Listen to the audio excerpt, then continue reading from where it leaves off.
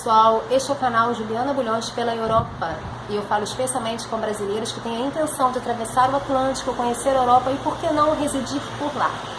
Vamos ao quarto vídeo do nosso canal, Viajar sem agência de turismo, parte 2. E aqui nós contemplamos especificamente os pontos positivos e os pontos negativos de hospedagem em hotel e hospedagem pelo Airbnb, que é a nossa preferência. Vou começar pelos hotéis, tá? Primeiro ponto positivo é a comunicação imediata. Uma vez que você tenha qualquer tipo de problema ou dúvida, você liga para a recepção e ali existe um funcionário que se mobiliza para resolver o seu problema ou sanar a sua dúvida, tá? O que não acontece pelo Airbnb, porque às vezes a comunicação não é tão rápida, não é tão imediata assim. Até mesmo porque o anfitrião, em geral, não se localiza, não fica no mesmo espaço ou na mesma rua em que você está hospedado. Segundo ponto positivo é o banho quentinho, né? A qualquer momento você entra no seu quarto e você dispõe de uma água quentinha para um banho curto, um banho demorado, fica a seu critério. Terceiro ponto positivo é o aquecimento central. Os quartos dispõem de uma temperatura confortável a qualquer momento, a qualquer hora do dia. Você não se preocupa em regular isso, né? Não é uma preocupação a temperatura, então com isso você não corre o risco de passar um frio, né? De passar algum tipo de perrengue com a temperatura do seu quarto. Vamos aos pontos negativos. Primeiro ponto negativo, que para mim é o mais relevante, é quanto ao preço. Os hotéis são bem mais caros do que a hospedagem pelo Airbnb. Tá? Isso começa a ser uma diferença de 50% no mínimo. Eu posso mencionar aqui a minha experiência em Porto. Quando nós ficamos em Porto, foi a nossa primeira experiência pelo Airbnb fora do país. Nós pagamos 30 euros a diária na Rua das Flores, que é uma rua tradicionalíssima em Porto, ali bem em frente à estação de São Bento. E um hotel numa proximidade, ali numa localização próxima, ficaria dobro do preço. Segundo ponto negativo é que os preços sobem com o café da manhã. Os preços em hotel costumam subir com o café da manhã. Em geral, os hotéis na Europa começam a oferecer um preço mais em conta e esse preço não oferece café da manhã e mesmo assim é bem mais caro. E quando você inclui o café da manhã, sobe o preço, tá? Embora você possa também optar por comprar o café da manhã na hora, né, no dia. Você paga o café da manhã por fora.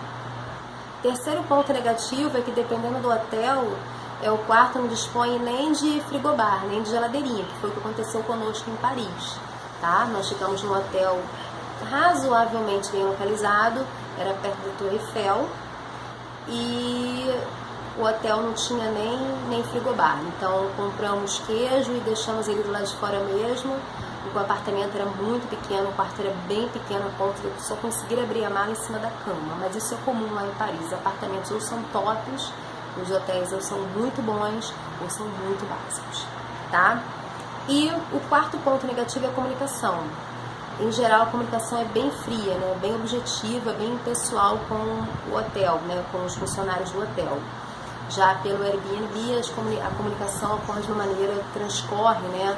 De uma maneira mais pessoalizada, né? E aí você consegue estender os diálogos, você consegue dicas e outras coisas mais, e que o funcionário do hotel não costuma oferecer. O máximo que ele faz é solicitar um táxi, oferecer aqueles panfletinhos que são de parceiros locais, ou apresentar para você possibilidades de deslocamento no mapa, mas é tudo muito frio e impessoal.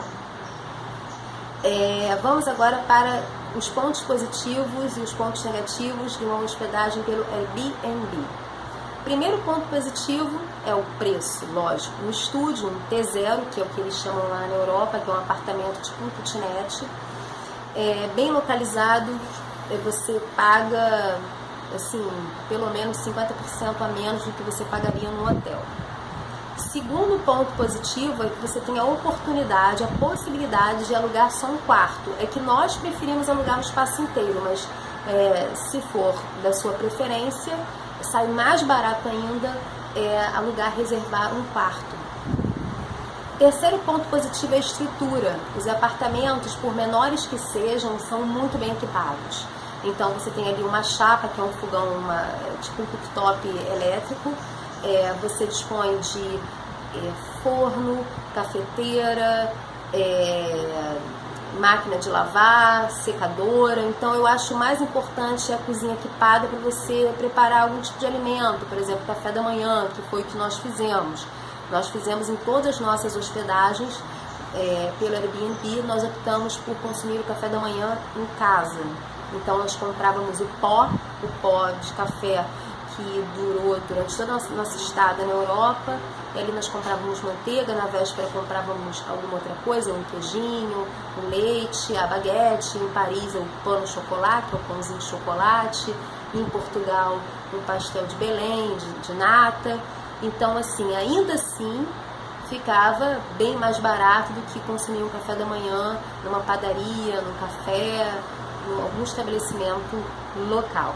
Então acho que ter uma cozinha equipada faz toda a diferença. Até porque no finalzinho da noite, se você quiser preparar um café, você tem ali uma cozinha. Isso é muito bom, faz toda a diferença, nós damos preferência por isso, tá? Outro ponto positivo é a flexibilização de check-in e check-out. Os anfitriões, em geral, flexibilizam isso, tá? O que significa, se não houver um hóspede no mesmo dia, por exemplo, com uma diferença mínima, né, entre a saída de um e a entrada do outro, você consegue flexibilizar o check-out, sair um pouco mais tarde, e o check-in também você pode conseguir chegar um pouquinho mais cedo, um pouquinho mais tarde. Foi o que aconteceu conosco em Porto. Nós chegamos muito tarde, porque o nosso aéreo foi 10 e tal da noite, saindo de Paris para Porto, e a Sandra, a nossa anfitriã maravilhosa, que nos ofereceu assim um Uber, né, no conhecido dela, para fazer o traslado do aeroporto para o nosso espaço, para a nossa hospedagem. E quando chegamos lá já era meia-noite e tal, a mãe dela estava nos aguardando e nós não pagamos nenhuma multa por isso. Chegamos quase que de madrugada. E às vezes a saída, se não houver nenhum hóspede para entrar imediatamente, você nem consegue estender um pouquinho o seu check-out. Isso não costuma acontecer em hotel. Pode acontecer, mas é bem mais difícil, tá? O outro ponto positivo da hospedagem pelo Airbnb é que, por exemplo, o espaço não é assim, você não precisa ter esse entre e sai de terceiros, né, para limpeza do quarto, para troca de toalhas. Não, isso é estabelecido com o anfitrião. Se você fica mais dias, por exemplo, nós ficamos 10 dias em Porto. Aí no 6º dia a Sandra ofereceu uma limpeza no apartamento de 2 horas e nós ali definimos o horário para limpeza. Foi uma coisa muito rápida, então não tem esse entre e sai de terceiros para troca de toalha, para arrumar o quarto. Então isso eu acho que é uma privacidade. Isso eu curto bastante, eu gosto, tá? O outro ponto positivo são os comentários que você tem no Airbnb. Isso é muito bom, você lê os comentários dos hóspedes e esses comentários trazem informações muito pertinentes, né? Que são legítimas para você definir por reservar aquele espaço ou não. Inclusive, se o anfitrião fizer algum cancelamento, aparece automaticamente no comentário do hóspede que a hospedagem foi cancelada, tá? Esses comentários ajudam, orientam bastante com relação à localização, à limpeza, à comunicação, a tudo, tá? A estrutura do apartamento, tudo isso você consegue visualizar pelos comentários dos hóspedes e pelas inúmeras fotos que em geral estão disponíveis para os hóspedes, né? Para os interessados.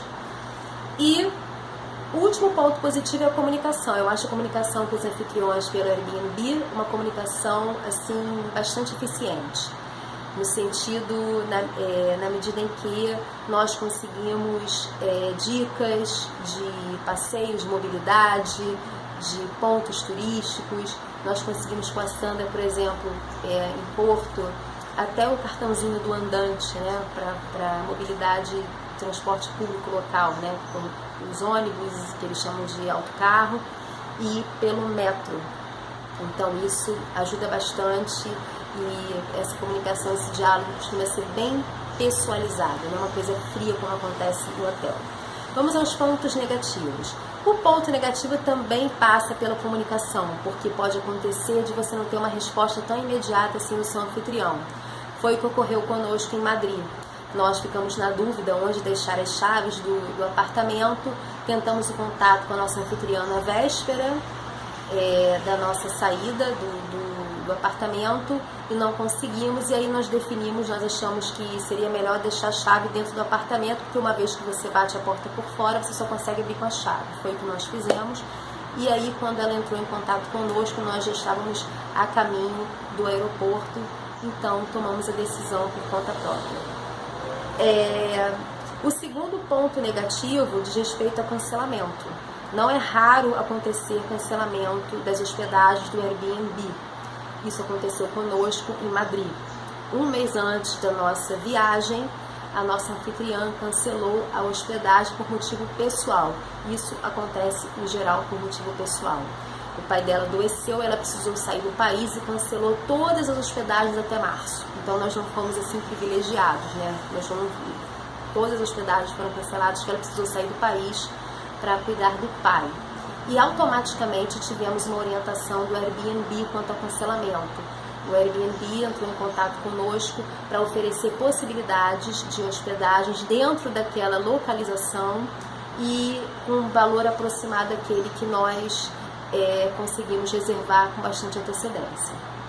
E quando isso acontece muito em cima da hora, assim, 48 horas antes, por exemplo, o próprio Airbnb redireciona você para uma outra hospedagem. Então você nem esquenta a cabeça, você nem se preocupa com isso. Mas é um risco que se corre e eu acho que vale a pena pelo custo-benefício, tá? Eu desisti até de uma hospedagem em Chiado, lá em Lisboa, porque eu percebi que o anfitrião cancelou várias hospedagens em seguida, então eu desisti dela e eu sempre fico de olho nisso porque eu acho interessante. O terceiro ponto negativo diz respeito ao aquecimento e à climatização, porque os apartamentos do Airbnb podem ter aquecimento central ou aquecedor portátil. Sendo um ou outro, é você quem controla, é você quem liga, é você quem desliga. Nós tomamos uma surra em Madrid para conseguir colocar o apartamento numa temperatura agradável, confortável. Então, é uma autonomia que você desenvolve ali para deixar o apartamento numa temperatura confortável, não passar frio, tá? O boiler, por exemplo, tem aquele volume de água aquecida para 2 banhos, por exemplo, no estúdio. Então, o banho tem que ser um banho não muito demorado, porque senão o segundo banho corre o risco de terminar com água fria. E aí precisa de um tempo para aquecer aquele volume de água novamente para outros 2 banhos. Então, isso é um controle que nós temos, porque nós já conhecemos isso.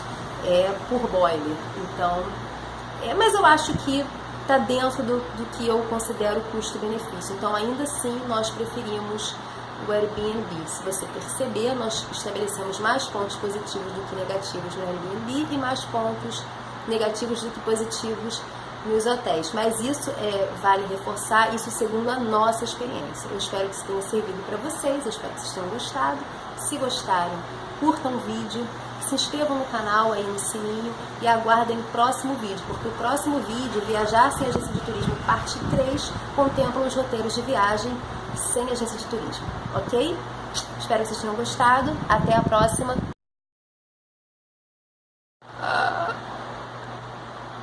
Esqueci de mencionar nos pontos negativos do Airbnb os apartamentos em edifícios sem elevador.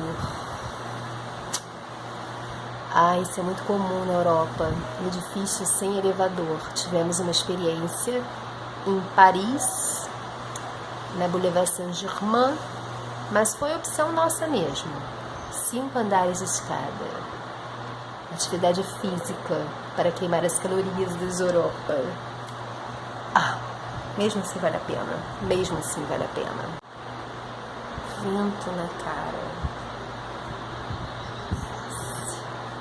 Seu calor senegalês do Rio de Janeiro. Um ventinho como uma deusa. Só que não.